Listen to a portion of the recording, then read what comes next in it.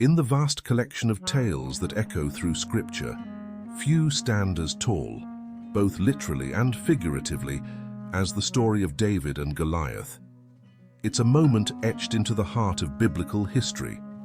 A young shepherd, armed with nothing but a sling and unshakable faith, topples a giant whose shadow loomed over an entire nation. But what if this legendary confrontation was only one chapter in a much larger, much darker story?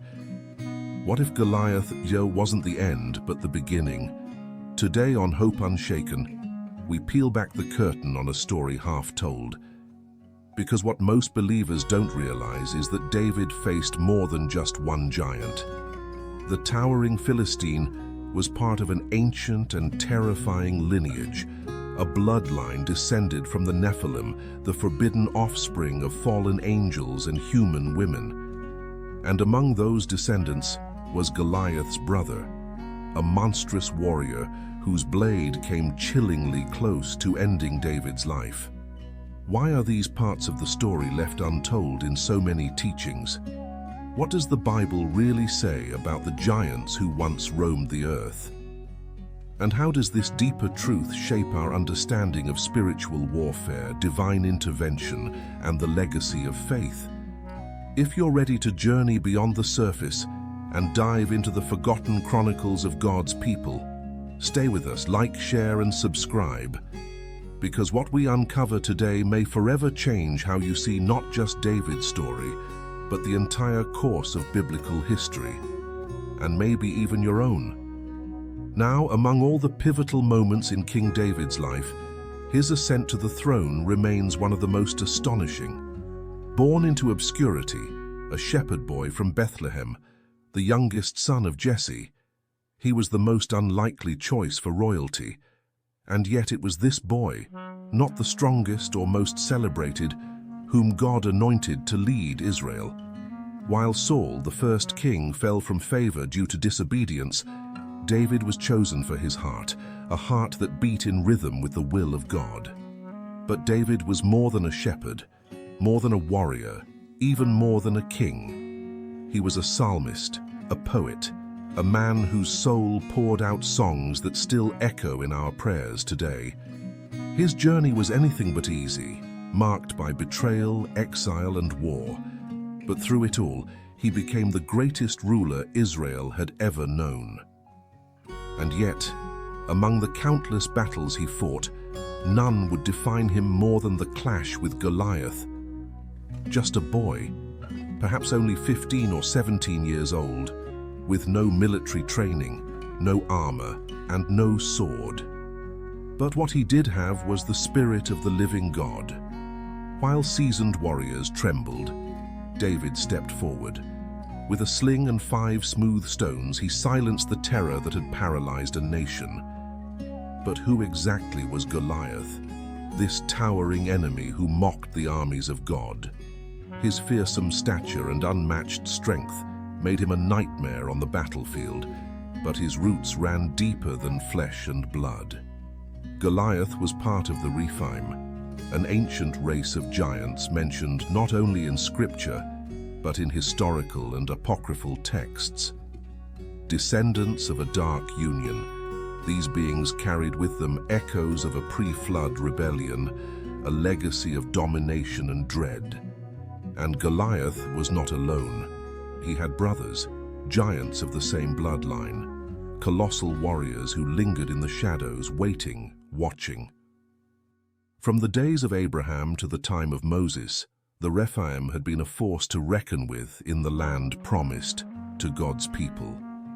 They were not just enemies of flesh, but symbols of spiritual opposition, darkness that sought to resist divine promise. So when David struck Goliath down, it wasn't just a battlefield victory, it was a prophetic moment, a turning point in the spiritual war between heaven and the ancient strongholds of evil. A declaration that faith, real, living faith, is stronger than the greatest of giants. The origin of the giants, those towering beings who shook the ground with every step, has long been shrouded in mystery, whispered about in ancient texts and speculated upon by scholars and seekers alike. But beneath the layers of legend and shadow, one truth emerges with chilling clarity. These were not ordinary men. Their roots reach into the spiritual realm, into a dark and forbidden union that defied heaven itself. According to the sacred texts and ancient tradition, these giants, known as the Rephaim, emerged after the flood. They were born of a terrible mingling. The Bene Elohim, celestial beings, descended from the heavens and took for themselves the daughters of men. What followed was a corruption of God's order, a hybrid lineage that walked the earth with the strength of angels and the sin of rebellion coursing through their veins. The very name Rephaim whispers of death. In both Hebrew and Phoenician, it translates to the dead, the living, or even ancestral spirits, hinting at an eerie connection to ancient entities that perished in the flood, only to re-emerge, resurrected in shadow, in the world that followed. Some ancient writings go even further, suggesting that these giants were not just savage warriors. They possessed knowledge far beyond human understanding. They wielded strange powers, advanced skills, and a terrifying presence that set them apart, not only in stature but in essence. Goliath, then, was no outlier. He was one among many. The scriptures reveal that he had brothers, giants who bore the same corrupted bloodline. And when David brought Goliath down with one stone and unwavering faith, it wasn't the end of the battle. It was only the beginning. His death stirred vengeance in the hearts of his kin. The giants would not forget. And in the years that followed, they rose again, this time targeting David himself. In one harrowing encounter during the endless wars with the Philistines, one of Goliath's monstrous brothers emerged on the battlefield. With David weakened and weary, the giant nearly struck the final blow, until a loyal warrior intervened, saving the king's life by mere moments. But these weren't just warriors. They were something more. The giants did not fight alone. They were embraced by the nations surrounding Israel. Ancient peoples like the Hittites and the Canaanites not only allied with them but worshipped them. These giants were seen as gods among men, revered as divine or semi-divine beings, descendants of the primordial chaos that the flood was meant to cleanse.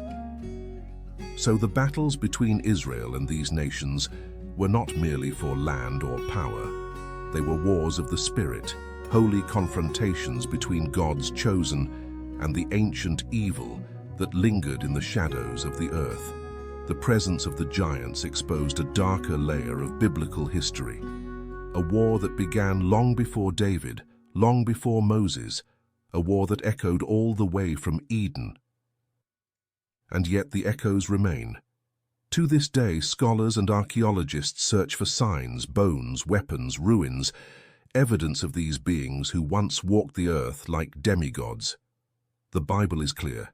They were real, and they played a critical role in shaping kingdoms, clashing with Israel, and leaving behind questions we still wrestle with today. Which brings us to one of the most powerful, yet overlooked moments in David's journey.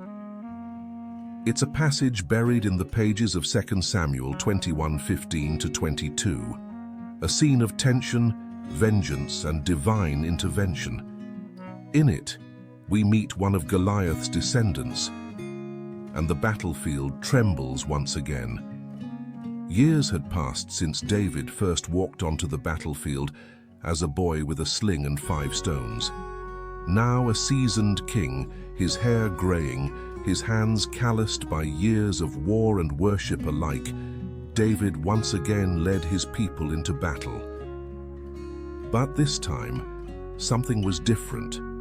The weight of age, of bloodshed, of countless nights under the stars with sword in hand, pressed heavily upon him. And in the midst of combat, as swords clashed and cries rang out across the field, a new threat emerged. His name was Ishbi-Benob, and he was no ordinary warrior. a descendant of the same terrible lineage as Goliath, Ishbi-Benob carried in his veins the blood of the Rephaim, the ancient giants whose presence had long haunted the land. Towering and relentless, he stepped onto the battlefield with a bronze spear so heavy it would crush a man, and in his hand was a freshly forged sword gleaming with deadly intent.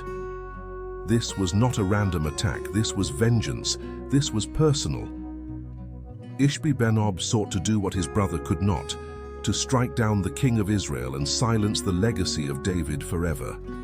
David, exhausted from battle and worn by the years, found himself vulnerable.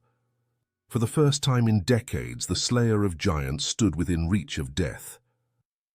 But just as the shadow of the Rephaim closed in, Abishai, the son of Zeruiah, David's own nephew, rushed forward like a divine answer to an unspoken prayer. With precision and power, he struck down the giant, saving the lamp of Israel from being extinguished. What followed was a solemn moment. The warriors who stood beside David made a vow, one born not just of loyalty but of reverence.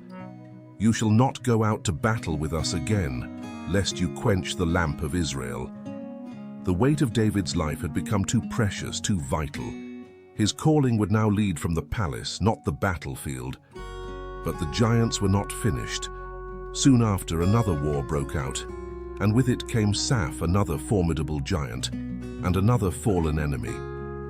Then in a battle at Gob, Elhanan, the son of Jare-Oregim, rose up and struck down a warrior identified as Goliath the Gittite, another descendant of the same fearsome line. Still, the enemy persisted. In the city of Gath, a warrior of unnatural form, bearing 6 fingers on each hand and 6 toes at each foot, dared to challenge Israel. But Jonathan, son of Shimeah, David's brother, took up arms and brought him to his end. One by one they fell. These 4 sons of the giant in Gath were all defeated, not just by the strength of men, but by the unwavering faith of servants of God. As written in 2 Samuel 21:22, they fell by the hand of David and his warriors, men who trusted not in size but in the sovereign Lord. These events unearth a powerful truth. Goliath was not the exception. He was one of many. His brothers walked the same earth, bore the same blood, and carried the same hatred for Israel. Their presence was not symbolic, it was real, it was strategic, and it was deadly. And yet the giants were no match for those who bore the name of the Lord. Few believers today know this full story. The tale of Goliath's defeat is celebrated, but the saga of his brothers and their war with Israel has been all but erased from popular memory. Their connection to the Rephaim, to the ancient hybrid race that once challenged heaven itself, holds mysteries still waiting to be explored. This hidden chapter from David's life is not just a tale of warfare. It is a revelation of a spiritual war, one that still rages today. We all know the story, how a young shepherd named David stepped onto a battlefield armed with nothing but faith and 5 smooth stones, and brought down the towering Philistine giant named Goliath. That victory became legendary, the turning point in Israel's history, and the moment David stepped into his divine destiny.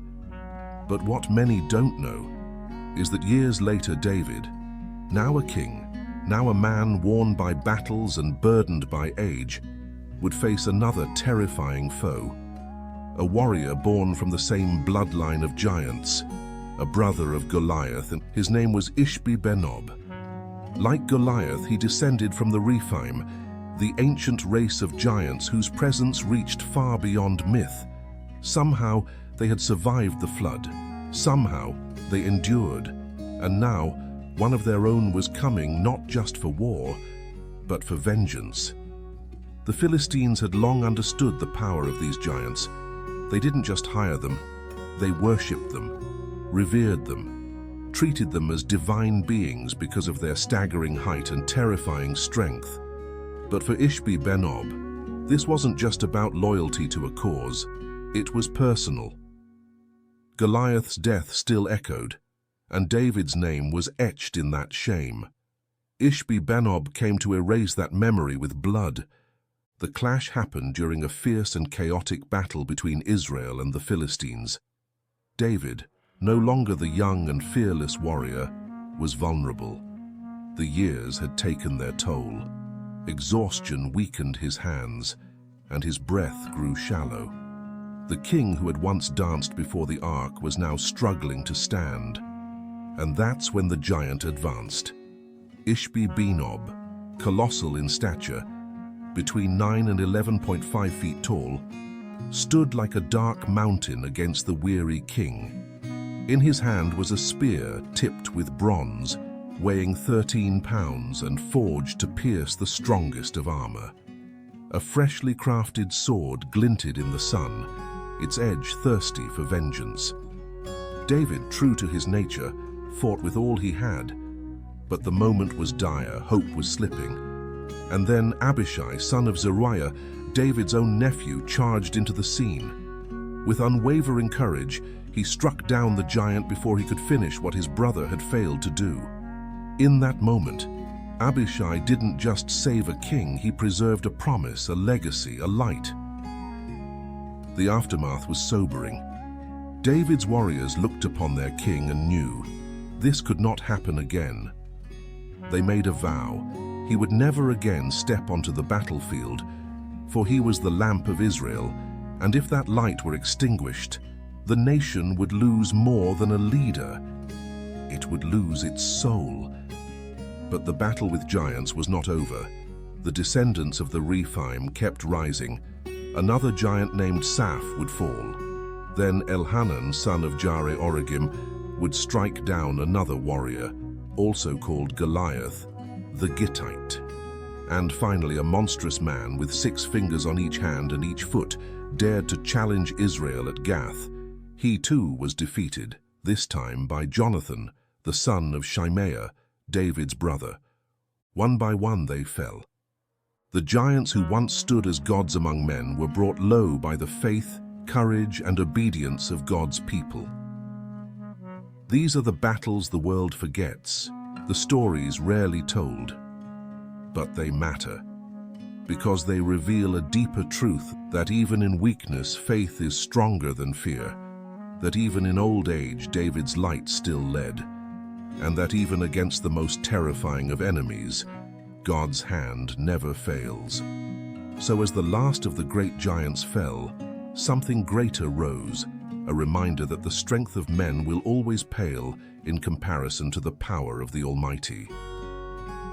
This story, buried deep beneath the sands of time, reminds us that even giants still fall, that faith, forged in fire and tested in the shadows, always prevails. The battle between Ishbi-Benob and David was more than just a clash of strength. It was a moment when destiny trembled, when the flame of Israel flickered, but did not go out. Some ancient whispers say that Abishai, with fury in his veins and loyalty in his heart, pursued the towering enemy who dared lift a blade against God's anointed. And in a single divine breath, he drove his sword into the spine of evil itself, ending what could have been Israel's darkest hour. Let this not just be a tale we listen to. Let it stir something in your spirit. May the courage of Abishai awaken in us today. May we rise when others fall, fight when others flee, and protect the light when darkness threatens to devour it. And until the next chapter unfolds, may your faith remain bold, your heart stay steadfast, and your soul forever unshaken.